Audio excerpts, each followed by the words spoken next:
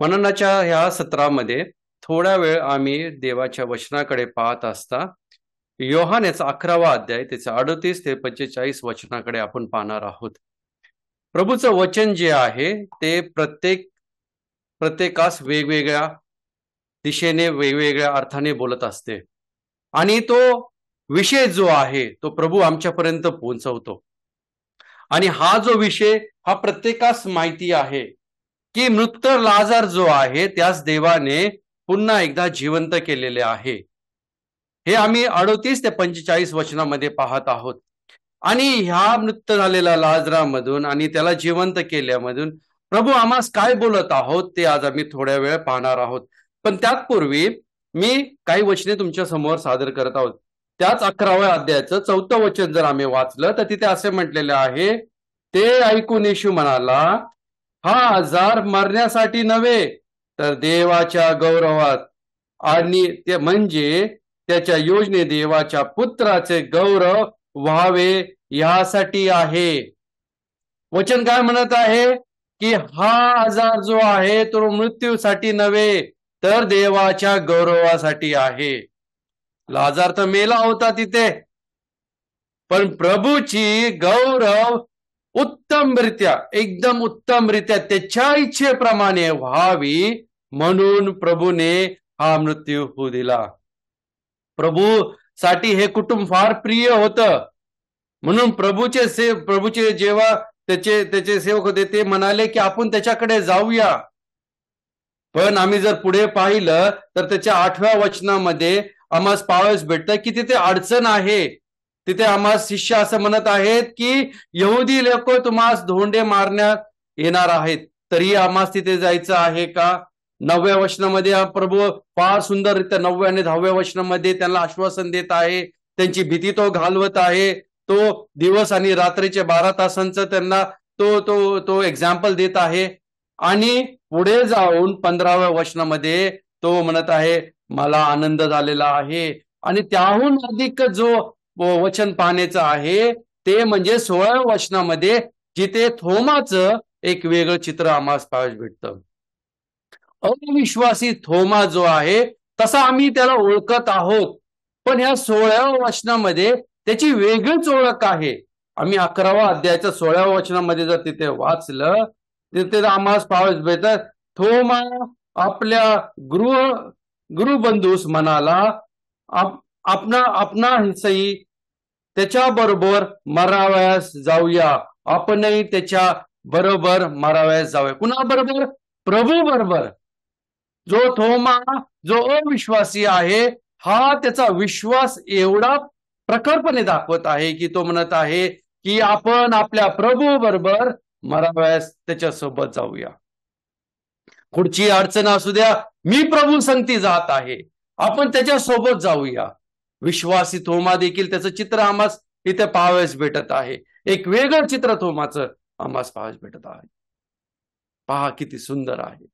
आणि प्रभू जो आहे तो त्या ठिकाणी त्याचं गौरव करून घेत आहे. जेव्हा तो 38 वचनामध्ये जात आहेत तिथं आपण काही गोष्टी पाहूया. एक प्रभू जे बोलत आहे त्याच्याविषयी आम्ही पाहतो. 29 वचनामध्ये 39 वचनामध्ये जर आम्ही पाहिलं तर तिथे फक्त पहिली गोष्ट आम्हाला पाहायला भेटत आहे.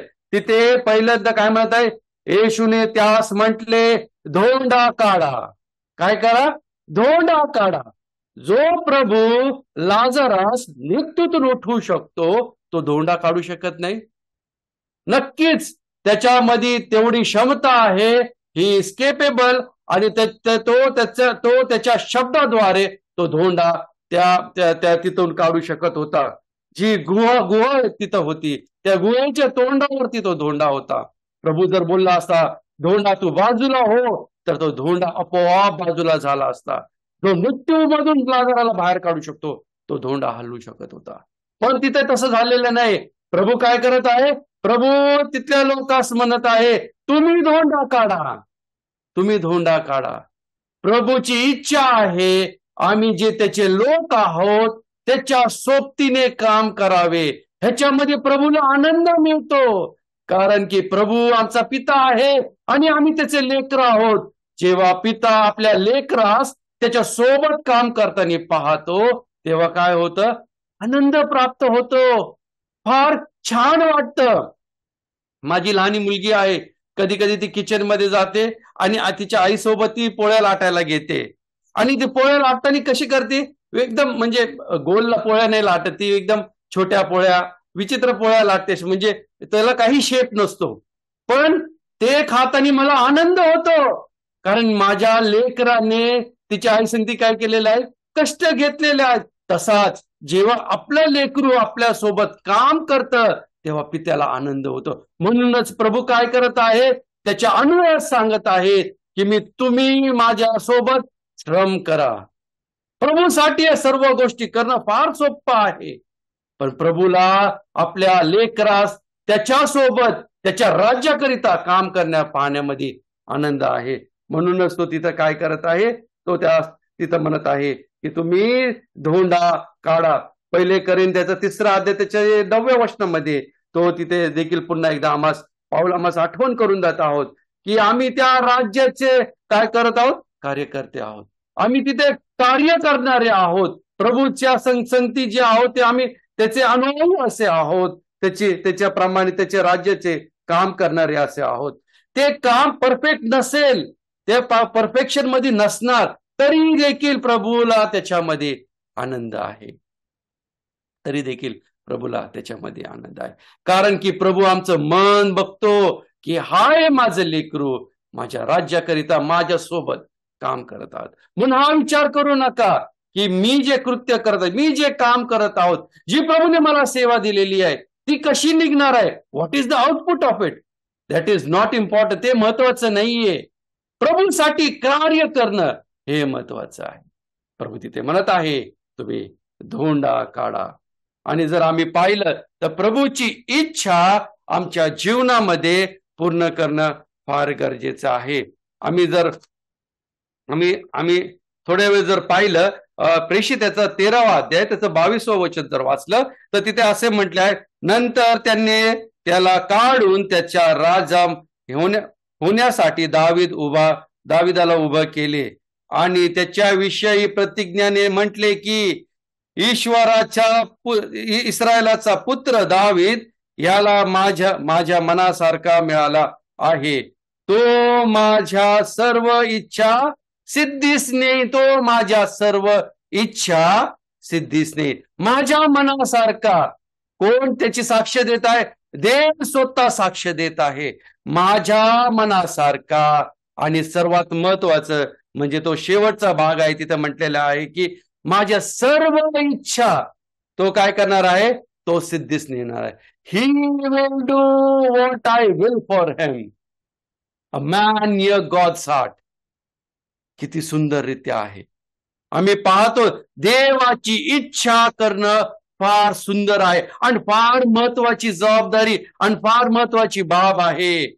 आमच्या जीवनाचा अर्थ प्रभूची इच्छा करण्यानेच वाढते, नाही तर आमच्या जीवनाला कुठल्याही प्रकारचा अर्थ नाहीये. The value of a life is doing the will of God. Otherwise there is no value to a life. It is only actions. जेव्हा आम्ही प्रभूचं कार्य करतो, जेव्हा आम्ही प्रभूची इच्छा करतो, तेव्हा आमच्या जीवनाला अर्थ येतो, तेव्हा आमच्या जीवनाला मोल येतो, तेव्हा आमच्या जीवनाला महत्व येतं. नाहीतर आमचं जीवन जर प्रभूच्या कार्यामध्ये नसेल तर त्याच्यासाठी कुठल्याही प्रकारचं मोल नाही. Maybe we achieve any worldly riches. आम्ही जगी कुठलीही श्रीमंती आम्ही प्राप्त जरी केली तरी त्याचं काही मोल नाहीये. कारण की प्रभूचं वचन म्हणतं तुम्ही अखंड जग मिळवलं आणि आपल्या आत्म्याचा नाश केला तर तुम्हाला काय लाभ आहे? प्रभूच्या कार्यामध्ये जर आम्ही नसू आणि आम्ही अख्खं जग मिळवलं तर आमच्या कार्याला काय अर्थ? प्रभू असे म्हणत आहे आमच्याकडे आता एकच जीवन आहे आणि त्या जीवनाचं मोल प्रभूने आम्हास वाढवून दिलेलं आहे त्याचं लेकरू करून. आणि त्या मोलाप्रमाणे पुढे पुढे ते मोल वाढवत त्याच्या कार्यामध्ये पुढे जाणं फार गरजेचं आहे. आम्ही जर इफिस्करस पत्र याचा 5वा अध्याय त्याचं 17वं वचन जर वाचलं तर तिचं असं म्हटलेलं आहे, म्हणून तुम्ही मूर्खासारखे होऊ नका, तर प्रभूची इच्छा काय आहे हे समजून घ्या. प्रभूची इच्छा काय आहे समजणं ज्ञानाची गोष्ट आहे. प्रभूची इच्छा न समजणं मूर्खतेची बाब आहे. मूर्खासारखे तुम्ही वागू नका. प्रभूची इच्छा काय आहे ते तुमच्या जीवनातून समजून घ्या. प्रार्थनेपूर्वक आपलं अंतःकरण प्रभूच्या कार्याला सोपून द्या, प्रभूच्या कार्याला लावून द्या. आताच आम्ही मीटिंग चालू होण्या अगोदर बंधू निर्मळ कडून ऐकत होतो त्यांची साक्ष. वेगवेगळ्या घरामध्ये ते गेले काश्मीरमध्ये आणि प्रभूचं वचन नेलं.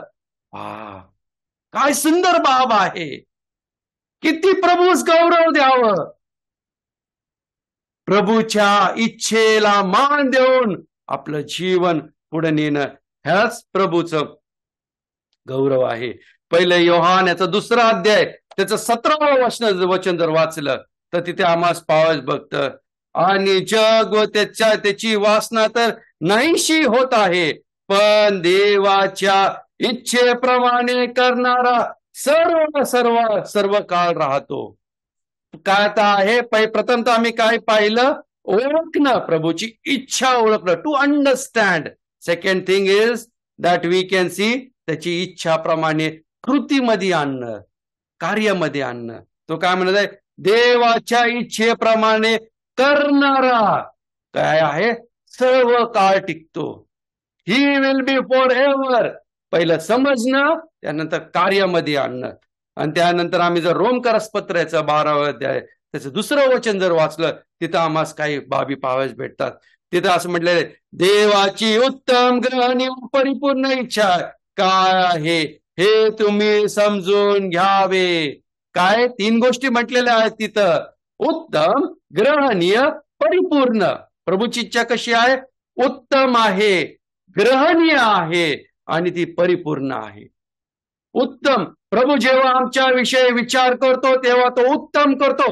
प्रभूच्या उत्तम विचारांपुढे आमचे विचार, आमचे योजना तोकडे आहेत. आम्ही प्रभूच्या इच्छेच्या पलीकडे विचार करू शकतो का? नाही. प्रभूची इच्छा जी आहे ती उत्तम आहे, ती सर्वात श्रेष्ठ आहे. त्या श्रेष्ठतेसमोर आमची इच्छा, आमची योजना धुळी समान आहे. म्हणून काय उत्तम आहे ते आम्ही निवडावे. उत्तम काय आहे? प्रभूची इच्छा, प्रभूची इच्छा, प्रभूची योजना उत्तम आहे ते आम्ही निवडणं आहे. आमची इच्छा, आमची योजना धुळी समान तोकडी आहे. दुसरी गोष्ट तिथे सांगितले ती ग्रहणीय आहे. Acceptable, acceptable in all sense, in all sense. कुठल्याही प्रकारचं त्यास चॅलेंज नाहीये आणि ती परिपूर्ण आहे, परिपूर्ण आहे. एकदा कसे झाले, एका शाळेमध्ये एक माणसाची शाळा होती आणि त्या शाळेचा पिऊन होता. त्या मनुष्याचा जो नातू होता तो नेहमी त्या पिऊनला पाहायचा बेल वाजवताना आणि त्याची नेहमी इच्छा होती की मी पण एक दिवस पिऊन होईन आणि तो बेल वाजवण्याचा आनंद घेईल. त्याचे जे आजोबा होते ते शाळेचे मालक होते. ती शाळा त्यांची होती. त्यांच्या मनामध्ये काय इच्छा? माझ्या नातवाने या शाळेचं काय व्हावं? माझ्यासारखं मालक व्हावं. पण नातवाची काय इच्छा आहे? मी पिऊन होऊन त्या बेल वाजवावी. प्रभूची इच्छा उत्तम आहे. तो काय म्हणत आहे? तुम्ही you are the co-heirs with me in Christ Jesus. त्या स्वर्गाचे वाटेकरी तुम्ही आहात. त्या स्थानापर्यंत प्रभूने त्याची इच्छा आमच्या जीवनामध्ये ठेवलेली आहे आणि आम्ही पिऊन सारखं बेल वाजवण्याची इच्छा धरतो का? Are we willing to be like the peon to ring the bell और we want to be the owners of the school? हे फक्त एक उदाहरण आहे आपल्या समोर समजण्याकरिता की प्रभूची इच्छा काय, आपली इच्छा कशी असते. त्याची उत्तम अशी काय आहे? योजना आहे. पाऊल जेव्हा दमस्कसला निघाला होता त्या वाटेमध्ये त्यांनी 2 प्रश्न तिथे विचारलेले आहेत. तू कोण आहे? प्रभू म्हणत आहे, ज्यास तू छळ करतो तो मी प्रभू आहे. आणि दुसरा प्रश्न तो तिथे विचारत आहे, मी माझ्या आयुष्याचं काय करू? What shall I do of my life?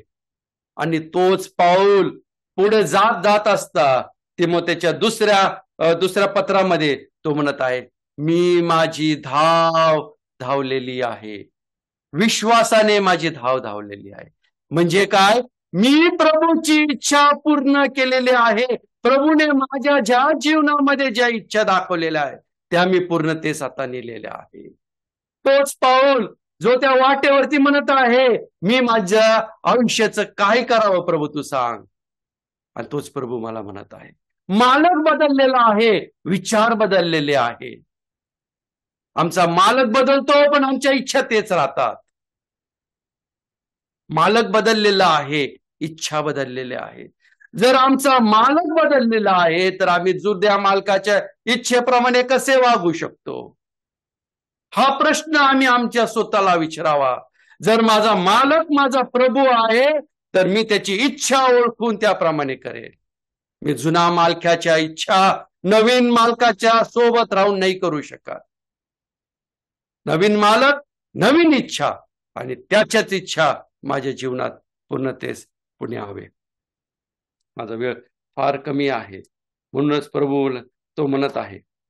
पुढे जर आम्ही पाहिलं तर आम्हाला तिथे मार्था पाहावयास भेटते त्याच वचनामध्ये, त्याच 39 वचनात, योहानाच्या 11व्या अध्यायामध्ये, शुभवर्तनाचा 11वा अध्याय त्याच्या 39 वचनामध्ये तिथे मार्था काहीतरी सांगत आहे. त्याकडे आम्ही थोडे लक्ष देऊया. त्या मृताची बहीण मार्था त्याला म्हणाली, प्रभूजी आता त्याला दुर्गंध येत आहे, कारण त्याला मरून 4 दिवस झाले आहे. आता मार्था प्रभूला शिकवत आहे. आता मार्था प्रभूला ज्ञान देत आहे, जो सृष्टीचा निर्माण करता आहे, ज्यांनी आपल्या बुद्धी चातुर्याने सर्व सृष्टी निर्माण केलेली आहे. त्या प्रभूस काय करत आहे? ती आता ऍडवाइस द्यायला चालू केलेलं आहे. He is dead for 4 days नाव. तो 4 दिवस झाला मृत्यू आहे. प्रभूला माहिती नाहीये का? प्रभूस माहिती आहे, पण तरीही पण आम्ही इन दॅट पोझिशन, आम्ही त्या स्थितीमध्ये आहोत का जिथं प्रभूने आम्हाला कार्य करायला सांगितलेलं आहे आणि आम्ही मार्थाप्रमाणे म्हणत आहे, प्रभू मला तुझ्यापेक्षा जास्त समजतं, मी तुला सांगतो काय करायचं. प्रभू म्हणतो मला माहिती आहे तुला काय कर, तुझ्या जीवनामध्ये कुठली गोष्ट करणं आहे, तू नको सांगू मला काय आहे ते. मार्ताने तिथे प्रभूला सांगण्याचे काय केलेलं आहे? धाडस केलेलं आहे. प्रभू ला माहिती आहे आपणास काय करायचं. आपलं काम फक्त आहे धोंडा हटवणं, मृत्यूतून त्याला जिवंत करणं, हे प्रभूचं काम आहे. आम्ही अनेकदा काय करतो? आम्ही प्रभूचं काम करायला बघतो. प्रभूचं काम आहे त्याला मृत्यूतून उठवणं, आमचं काम आहे धोंडा हटवणं. प्रभूने माझ्या जीवनामध्ये काय कार्य दिलेलं आहे तेवढंच करणं. प्रभूला त्याचं कार्य आमच्या जीवनामध्ये करू द्या. लाजराला उठवण्याची जबाबदारी प्रभूची होती, धोंडा हटवण्याची जबाबदारी आपली आहे. जर तुम्हाला प्रभूचे आशीर्वाद बघणं आहे, तो चमत्कार जीवनामधून बघणं आहे, तर धोंडा हटवणं गरजेचं आहे. त्या धोंड्यामागे तो चमत्कार दडलेला आहे. जोपर्यंत हा धोंडा हटत नाही तोपर्यंत तो चमत्कार दिसणार नाही. तो धोंडा कुठल्याही प्रकारचा असू शकतो. तो आपण स्वतःला विचारणं आहे, प्रभू मला काय सांगत आहे हटवणं माझ्या जीवनातून.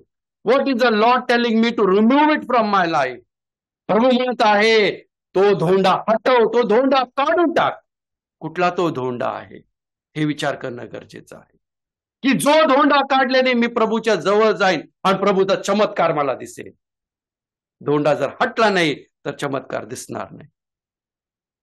प्रभूला प्रार्थना करूया की हा धोंडा जो आहे तो आमच्या जीवनातून निघला पाहिजे. आम्ही जर 43 वचन जर पाहिलं तर तिथं आम्हाला आणखीन एक गोष्ट पाहावयास भेटती. तिथे शेवटचा जर भाग पाहिला तर तिथे प्रभू लाजारास म्हणत आहे, लाजारा तू बाहेर ये. काय म्हणत आहे? लाजारा बाहेर ये. तो मोठ्याने ओरडून म्हणत आहे, लाजारा बाहेर ये. तो कोण लोकांना म्हणत आहे का तुम्ही आतमध्ये जा आणि लाजारास बाहेर घेऊन या? 4 दिवस झाला तो मृत्यू आहे, त्याचे हातपाय आखडले असतील, त्याला बांधलेलं आहे. त्याला कदाचित त्रास होता असेल उठायला, तसं कुठलंही नाहीये. प्रभू काय म्हणत आहे, तू बाहेर ये. जे कार्य प्रभूने आम्हास दिलेलं आहे ते आम्हास करायचं आहे. आम्हाला इतरांवरती निर्भर राहायचं नाहीये. प्रभू जर म्हणत आहे बाहेर ये, तर आम्हास बाहेर येणं आहे. आम्ही म्हणू शकत नाही की माझे 4 दिवस झालं मी इथं बसलेलो आहे, मी मृत आहे, माझे हातपाय आखडलेले आहे, मी हलू शकत नाहीये, मला मदतीची गरज आहे. प्रभू जाणतो त्या सामर्थ्याने जर त्यांनी त्याला उभा केलेलं तर शक्ती देखील त्यांनी दिलेली. प्रभूने जर आमच्या जीवनामध्ये आम्हास उठवलेलं आहे, आम्हास नवीन जीवन दिलेलं आहे, तर त्यांनी ती शक्ती, ते सामर्थ्य आमच्या जीवनामध्ये देखील भरलेली आहे. प्रभू म्हणत आहे बाहेर ये. आहे त्या स्थितीतून बाहेर येणं गरजेचं आहे. त्या गुहेमध्ये राहू नका, त्या गुहेमध्ये राहू नका. जर प्रभूचा चमत्कार आमच्या जीवनामध्ये झालेला आहे, जर आम्ही मृत्यूतून जिवंत झालेलो आहोत, त्या जिवंत देवाच्या कृपेने आम्हाला बाहेर येणं गरजेचं आहे. वेळ झालेला आहे, मी पटकन संपवत आहे. तिसरी गोष्ट आम्ही पाहतो 44 वचनामध्ये प्रभू म्हणत आहे त्याचे मृताचे वस्त्र काढा. हे घाणेरडे वस्त्र काढणं गरजेचं आहे. ते घेऊन आम्ही या जगामध्ये फिरून साक्ष निर्माण करू शकत नाहीये. आणि हे आम्ही कुठे पाहतो, 45 वचनामध्ये पाहतो. जेव्हा लोकांनी त्यास पाहिले तेव्हा लोकांनी त्याच्यावरती विश्वास ठेवला. साक्षीचं जीवन आम्हाला पाहायला भेटतं. जोपर्यंत हे मृत्यूचे वस्त्र निघत नाही, जोपर्यंत त्या गुहेतून बाहेर येत नाही, तोपर्यंत साक्षीचं जीवन निर्माण होऊ शकत नाही. त्याचप्रमाणे 45 वचनामध्ये म्हटलं आहे, हे पाहून लोकांनी विश्वास ठेवलेला आहे. आम्हास पाहून लोकांनी विश्वास ठेवणं गरजेचं आहे. आम्हास धोंड हटवणं आहे, आम्हास बाहेर पडणं आहे, आम्हास वस्त्र काढणं आहे. जे मृत्यू वस्त्र आहे ते काढणं गरजेचं आहे आणि तारणदायी वस्त्र ग्रहण करणं जे प्रभूने आम्हास दिलेलं आहे. मगच लोक आमच्याकडे पाहून विश्वास ठेवतील, तेव्हाच विश्वासाचं जीवन दिसून येईल.